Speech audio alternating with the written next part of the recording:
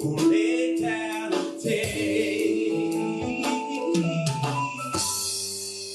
À toi la gloire, à toi la louange, à toi la gloire, pour l'éternité. Seigneur, tu règnes dans les cieux, tu es assis sur ton trône, tu règnes à jamais, pour l'éternité. Oh, Seigneur, tu règnes dans les cieux, yeah, tu es assis sur ton trône. Tu règnes à jamais, pour l'éternité. À toi la gloire, à toi la louange, oh, à toi la gloire, pour l'éternité. Écoutez ceci. Seigneur, tu es tout mon cœur, mon cœur, mon cœur, mon cœur. Je me confie en toi. Yeah. Ma vie est entre tes mains, tes mains, tes mains, pour l'éternité. Yeah. Seigneur, tu es tout mon cœur. Yeah. Je me confie en toi. Ma vie est entre tes mains, pour l'éternité. À toi la gloire, à toi la louange, à toi la gloire, pour l'éternité. À toi la gloire, yeah. À toi la louange, oh. À toi la gloire, pour l'éternité.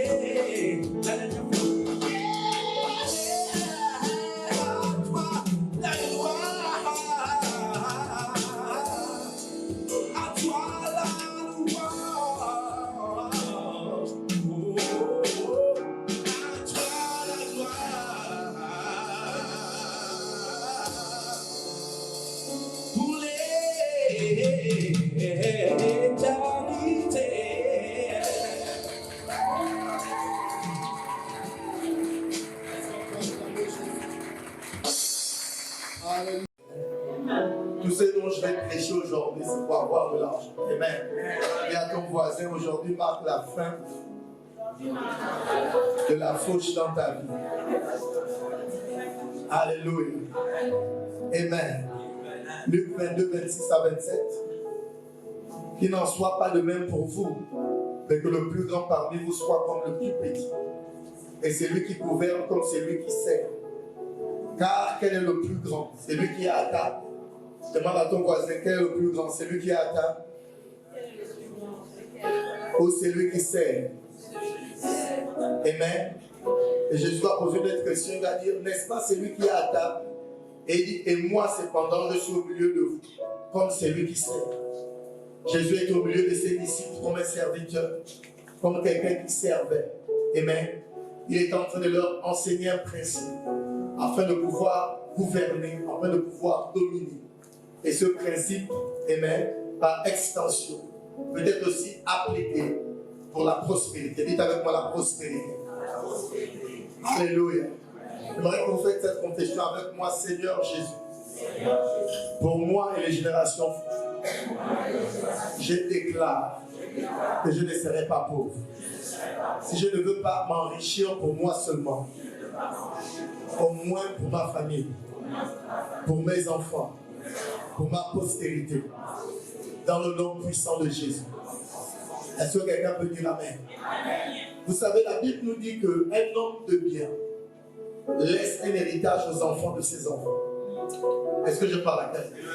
Donc, si tu veux être un homme de bien, amen, tu dois laisser l'héritage à tes petits-enfants. Ça veut dire que ta vie doit servir à accumuler, amen, une richesse qui peut transcender les générations. Et je prie que ceci sera ton témoignage. Ton Amen n'est pas né de nouveau. Alléluia. Amen. Ici, Jésus révèle le secret de la grandeur et de la gouvernance. Aujourd'hui, Jésus est vénéré dans le ciel et sur la terre. Son nom est dans toutes les langues. Amen. Et dans toutes les nations. Sa vie a tout influencé, même le calendrier. Disons peut-être il y a certains pays qui ne fonctionnent pas avec le calendrier chrétien. Amen. Donc il y a des pays qui existent sur la terre qui sont les années 1400. Il y a d'autres qui ont déjà dépassé 2021. Pendant que les gens prophétisent qu'en 2010, en 2030 par exemple, il y aura la fin du monde. Il y a des gens qui sont déjà à l'an 3000. Est-ce que je parle à quelqu'un? Et donc la vie de Jésus a tellement influencé la terre en 3 ans. Amen. Ça me pousse à vouloir prophétiser sur toi. Amen. Que les années que les souterrains ont dévorées te soient résolues. Est-ce que je parle à quelqu'un? Si Jésus a pu influencer en 3 ans, amen, il est temps qu'une révolution se passe dans ta vie. Amen. Tu ne peux pas faire ce que tu fais pendant 10 ans et il n'y a pas de changement. Si quelqu'un a pu influencer le monde, amen, en 3 ans, et pour des générations, en génération, en génération, et que cette personne vit à l'intérieur de toi, je vais recommander, amen, que ton impact va aller de génération en génération. Est-ce que quelqu'un peut dire amen, je le vois? Alléluia. Amen. Et donc la vie de Jésus a influencé, et il faut influencer. Amen. L'une des définitions du succès, ok, c'est impacter les générations avec ta personnalité. Amen. Amen. L'un des signes que tu as réussi, c'est que les gens te prennent comme modèle. J'ai remarqué que les gens qui ont réussi ça, jusqu'aujourd'hui, Michael Jackson est décédé depuis plusieurs années. On a des Michael Jackson dans ce pays. C'est incroyable l'influence. Est-ce que je parle à quelqu'un? Amen. L'un des signes que tu as réussi, c'est que les gens t'imitent. Si jusqu'à présent personne ne veut t'imiter, c'est que tu es loin du succès. Est-ce que je prie? Est-ce que je parle à quelqu'un? Amen. Cette portion des Écritures nous donne exactement le secret de sa grandeur. Pour être le plus grand, il faut être comme un petit. Et pour gouverner, il faut servir ou offrir des services. Dites avec moi, pour être le plus grand, il faut être comme un petit. Amen. Et pour gouverner, dites avec moi, pour gouverner, il faut offrir un service. Demande à ton voisin quel est le service que tu offres. Amen. Ce principe nous conduira certainement dans les hauteurs de la prospérité et dans les dominations dans les nations. Amen. Avez-vous remarqué que Jésus parle, pose une question entre celui qui sert et celui qui est sur la table et il demande qui est le plus grand. Amen. Et j'aimerais que vous notiez le premier point. Le premier point, c'est la pauvreté de celui qui est à table. Et j'ai pris 3 exemples pour illustrer cette pauvreté. Amen.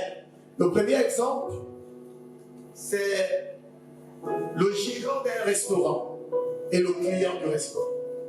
Combien sont déjà au restaurant? Amen. Combien se sont déjà comportés comme si c'était les propriétaires du restaurant? Amen. Il y a des gens qui rentrent dans un restaurant, la démarche change. Est-ce que je parle à quelqu'un? La question qu'on doit tous se poser ce matin, du gestionnaire ou du gérant ou du client, qui est le plus grand?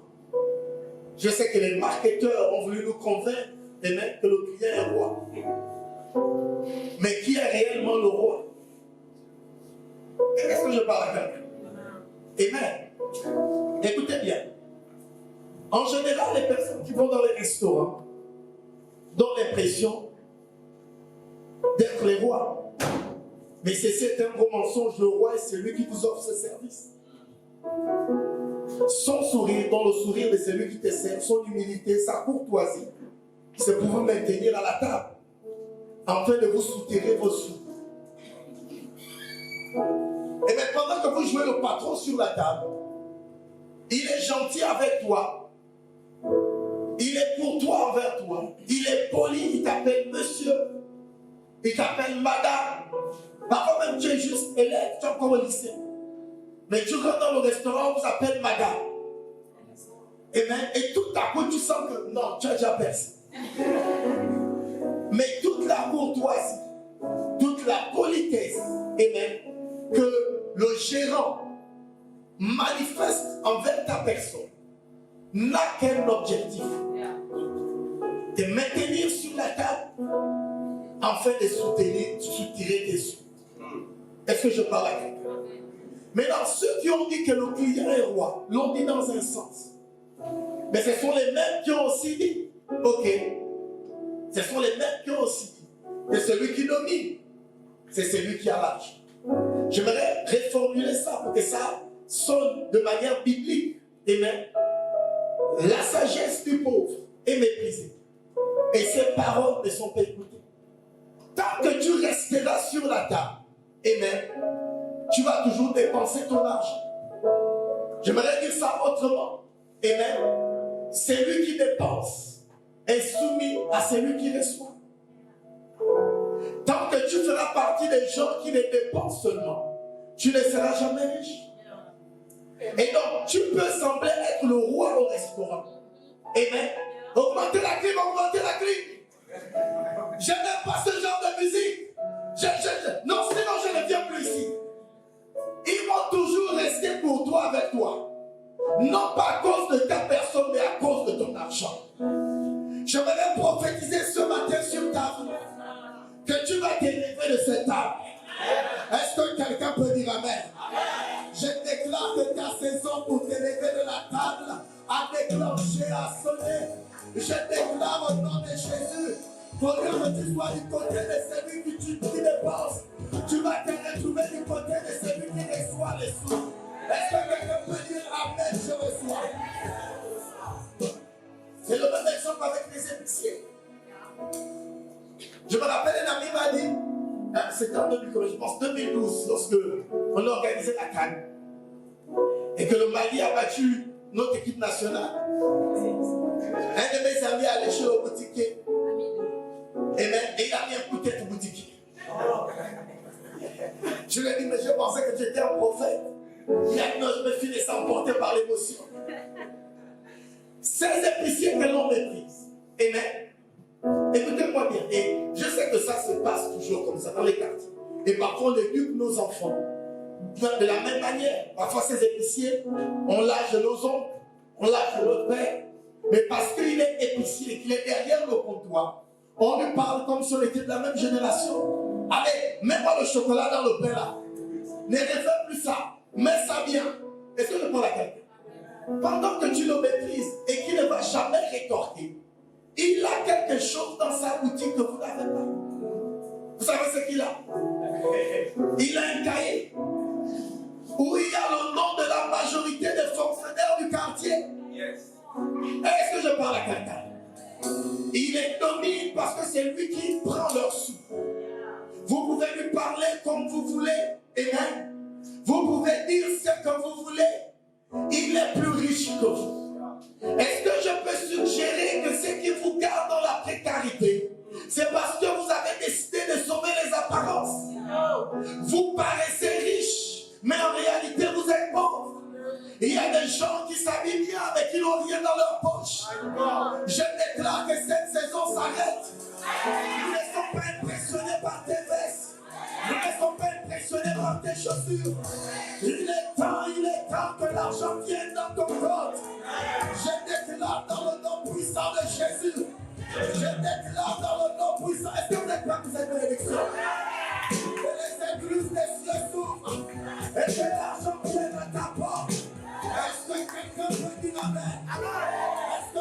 peut dire Amen. Dites avec moi au nom de Jésus. Je refuse d'être précaire. J'appelle l'argent dans ma vie. Au nom puissant de Jésus. C'est la même chose avec les gens du récit. Amen. Vous salissez vos habits n'importe comment. Est-ce que vous savez qu'il y a des gens qui avaient même les sous-vêtements oppressifs? Que le sang de Jésus vous visite.